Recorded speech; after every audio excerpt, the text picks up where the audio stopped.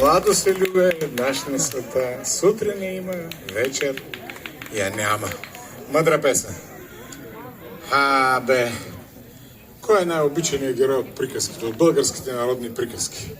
Дето, така, той се послъгва по-малко, обаче пък е толкова интересен. Такива хубави неща му се случват, така изиграват останалите. Голям образ и той. Хитър Петър. Ей сега ще се потопим в историите за Хитър Петър.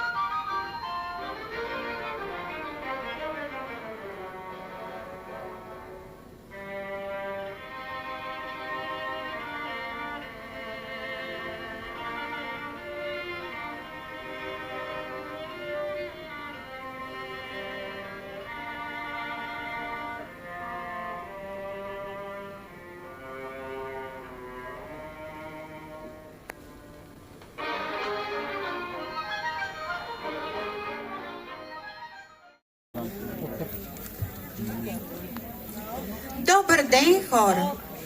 Днес ще ви разкажа за един човек, беден, но невероятно хитър. Наричат го Хитър Петър. Той надхитрява всички, а селото се смее дълго на неговите постъпки. Гледайте и слушайте и може да се научите на малко хитрост. Сцена да се наедеш с миризмата. Един ден Хитър Петър нямал пари за манджа. Седнал на площада, извадил сух хляб и започнал да яде. До него имало хан, от който се носела апетитна миризма на манджи. Хлябът ми е сух, ама с тази миризма става като най-хубавата манджа.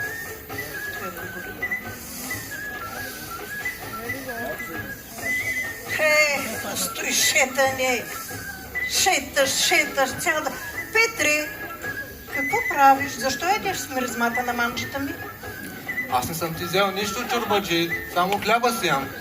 Как така нищо? Ядеш с миризмата на манджата ми и за това се плаща? Ха-ха, ти сега ли се правиш? Не, я да отидем при съдията. То съдя.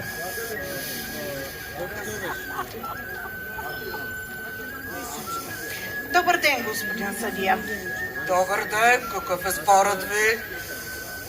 Петър яде с миризмата на манджата ми и за това трябва да плати. Петре, верно ли е? Вярно е, господин съдя. Ядох хляб и миризо от манджата й. Тогава е правилно да платиш с каквото имаш. Ето ти, чорбаджи, плащам ти с звука на парите. Добра шега. Редно е да платиш с звука на парите. Надхитри ме, Петре, надхитри ме, как ме надхитри. И така Хитър Петър пак надхитрил чорбаджийката. Ял се с миризмата, а платил с звука. След като се измъкнал чорбаджийката с помощта на малко хитрост и малко звук, Петър реши, че няма нищо по-хубаво от сянка и прохлада. Но по пътя го чакаше следващата му пакост. Един ден вървял по пътя с магарето си, а слънцето греело жарко.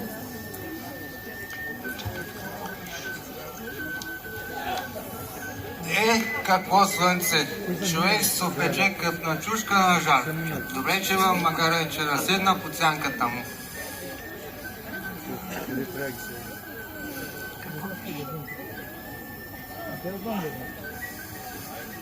Хей, Петре, какво хубаво магаре имаш. Продай ми го. Ако парите ти стигат, вземи го. Колко искаш за него? За теб е ефтино, чорбаджийке. Що жълтици? 100 жълтици. За 100 жълтици то трябва само да оре, да сее и вечер в приказки да ми разказва. Добре тогава. 80 жълтици и повече не свалям. 80... А рита ли? Не рита. А хапи ли? Не хапе. Че тогава... За какво ти е такова магаре? Дай ми го за 40. Чорбаджийке, за 40 жълтици дори и овара не можеш да го купиш. 40 лара... Ами... Айде 50. Чорбаджийке, за 50 жълтици такова магаре не се продава, а се подарява. Пък аз подаръци не правя. Давай 70 жълтици и е твоя. 70 жълтици... Ами, споразумяхме се. Добре. Спазаряват се и чорбаджийката плаща.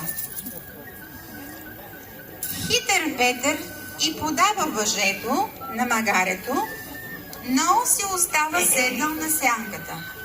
Хубаво магаренце си купи. Чакай, защо още стоиш там? Магарето вече е мое. Да, магарето е твое, но не съм ти продал сянката му. Как така? Щом магарето е мое и сянката е моя. Чурбаджийке, оговорката беше магаре, не сянка.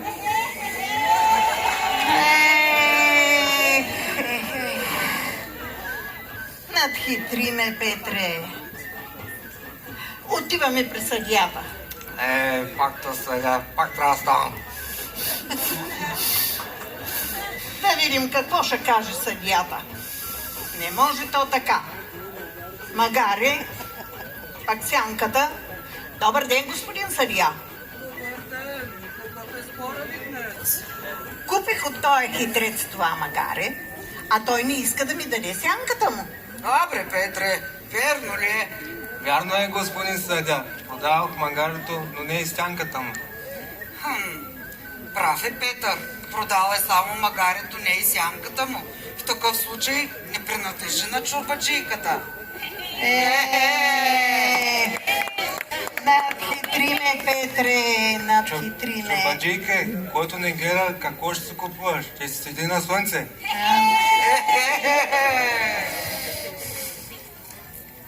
И така, хитър Петър пак излязъл победител. Магарето продал, но сянката си оставил, защото умният винаги намира начин да се справи с алчния. Сцена Попът и въжето. Един ден хитър Петър вървял по пътя и мъкнел дълго въже. Мислил си как ли да измисли нова хитрина.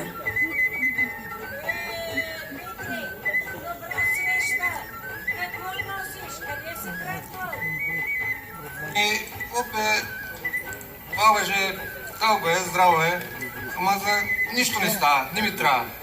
Джоба ми е празен. Ти го продаваш ли? Да, За колко го даваш? ами продавам го за един пълен гил мляко. Я чакай аз да го огледам.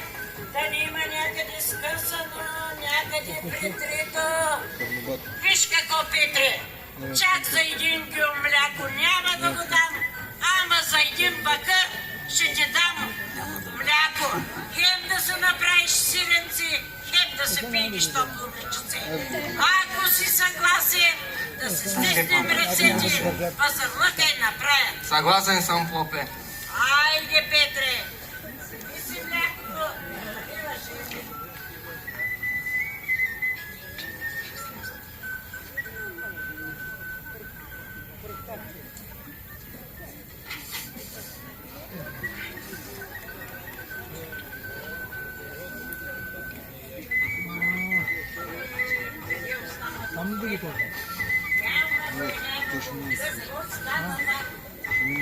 Петре, къде остана? Какво направи? Попе, само че въжето има и потомци. Какви потомци, ви чадо Божие? Какви ги приказваш? Въжи да има потомци. Как го ставиш, то ражда малки въжета. О, Боже, въже да ражда. Продаваш ли и тях? Да. Чак ще ги купя. Още ще забогатея. Добре, бе, Петре. Айде, остави въжето. Вземи си млякото. Добре, утре ще ги донеса. Добре, споразумяхме се. Виж какво хубаво мляко. Сиренце ще си направим. Така. На другия ден попът чака нервен. Влиза и излиза, влиза и излиза. Чака хитър Петър да дойде. Айде, бе, Петре, какво стана? Къде е въжето? Къде са потомците? Попе, жалко. Но ще въжето умря. Ах, Боже! Как така ще умре, бе? Въже! Ами, то, като го ставиш въжето, то може да ражда, значи може и да умре. Ох, Боже! Петре, пак ме надхитри. Пак тъй си нас завъртя една хубава лъжа. Пак излезе ти победител. Не е лъжа, попе, а наука. Животът е пълен с изненади. Айде, правилия да е млякото. И така хитър Петър пак надхитри попа.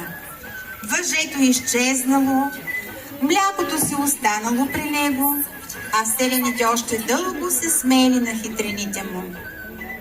Сцена: подрехите посрещат.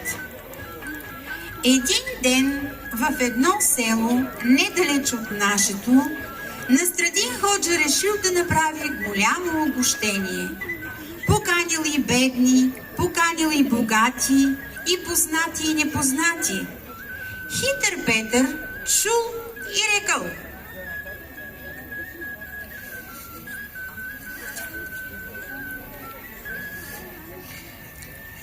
Щом ма чорба без пари, ще се възползвам. Виж каква хубава софра има тук. Говорени ли сега? Аз съм поканен, идвам при ходжата. Чакай. Я си върви по пътя. Слугата не го поканял в дома, Петър вдигнал раменете и си тръгнал. На другия ден Петър се върнал, но облечен така, че и бей да му завиди. Хубави дрехи, на метало, нов кълпак.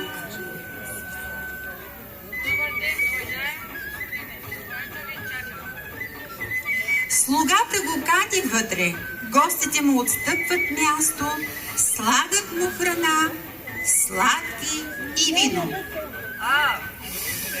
Добре дошли. Я ще пийте и не се стеснявайте. Хитър Петър взема парче месо и го слага в пазвата си. Яш пълтенце, яш кълпаче.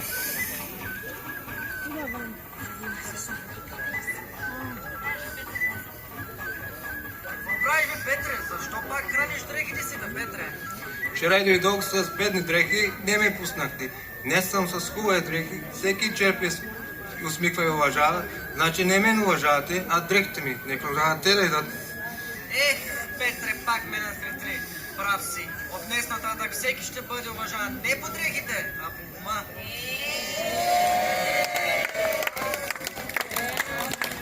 И така, хитър Петър пак показва, че умът не носи куприна, но струва злато. Запомнете, подрехите посрещат, по ума изпращат. Сцена: хитър Петър и Калинка. И така, животът на хитър Петър си вървеше по обикновения път. Ту шега, ту получение, тук пак някой надхитрен човек. Но един ден се случи нещо, което не може да се измами с ум. Той се влюби в Калинка, дъщерята на бай Иван. А от този ден и шегите му станаха по-меки, а погледът му по-светъл. Добър ден, бай Иване. Добър ден, Петре. Я седни, моето момче, тук да видя къде ходиш и какво искаш. Чудих се, не търси си зет. Виж какво. Зет не търся. Имам прекрасна дъщеричка и си търся едно момче работно, скопосно, да я обича. Не като тебе някой така, дето ходи само из село и приказва. Не съм много сигурна. Аз мога да работя и да се смея. А магарито защо седи и там не мърда? Петре, той магари стана цяла седмица го мъча да тръгне. Останахме без хляб. Не мога нито на воденица да отида, не мога никаква работа да свърша. Ако можеш да го накараш да тръгне, ще си помисля за тебе. Добре, ще пробвам. Ако успея, ще взема Калинка. Пробвай. Да видим. И Петър тръгва към воденицата с магарето, но той държи морков, вързан навръв пред носа му, и то тръгва. Я, вижте, с морко става, с бой не.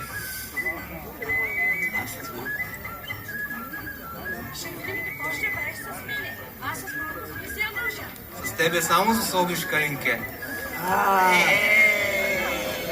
Абе, Петре, как го накара да тръгне, бе?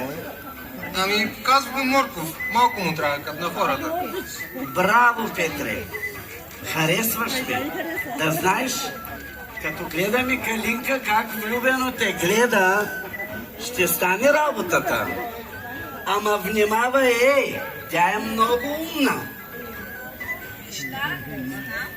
Петре, не лъжи, ще си имаш работа с тати и с мене.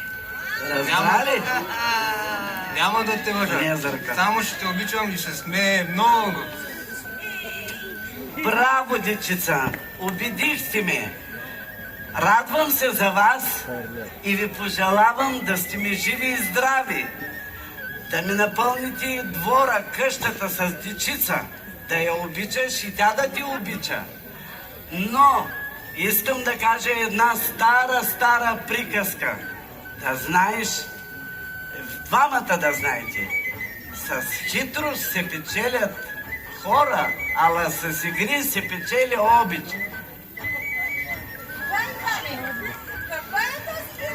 Ванче, елате!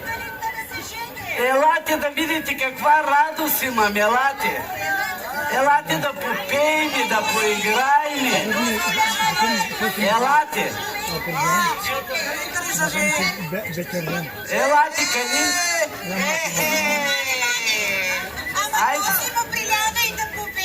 Айде сега, давайте да попеем и да поиграем!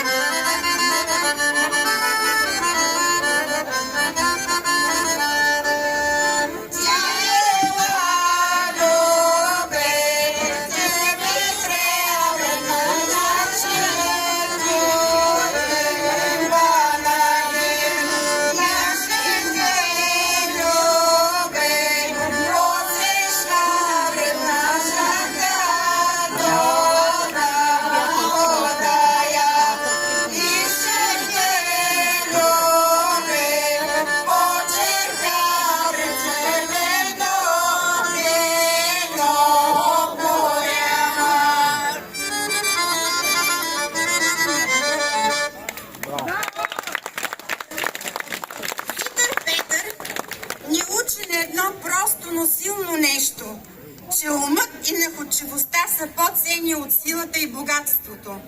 В този свят не най-силният води, нито най-богатият печели, а онзи, който има ум да вижда отвъд думите и търпение да изчака верния миг. Защото животът винаги поставя човек пред избори и който мисли преди да постъпи, рядко съжалява за пътя. И който се учи от всяка среща и не подценява никого, той върви напред с лека крачка и ясна мисъл. Благодарим ви, че бяхте с нас.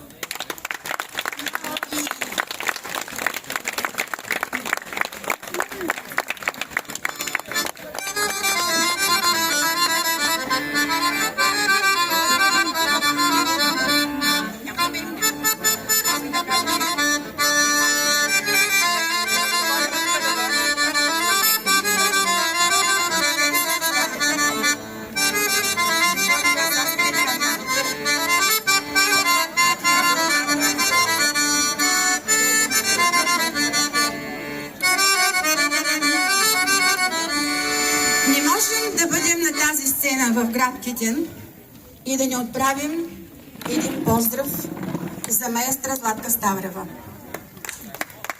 Когато се пее странджанската песен, тя е трудна за разучаване. Но запееш ли я, в нея има много топлина, която ти кара да научиш нови и нови песни. Нека този поздрав бъде за всички вас, които сте днес тук. Честит празник, честит Еньо ден!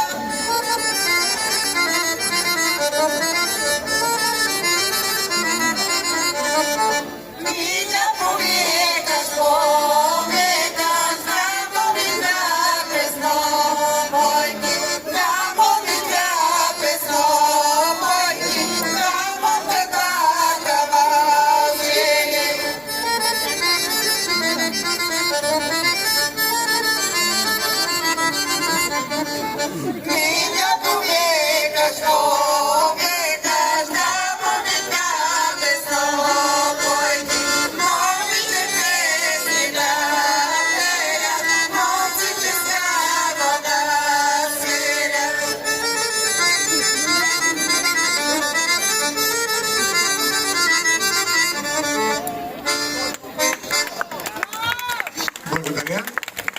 Беше много мило този поздрав към Златка Стара. Благодаря. Благодаря. Пък и понаучихме някоя друга история за хитър Петър. А в духа на българина е да не си остава магарито в кълта, да знае как да се спаси. И хитър Петър е един от най-добрите примери.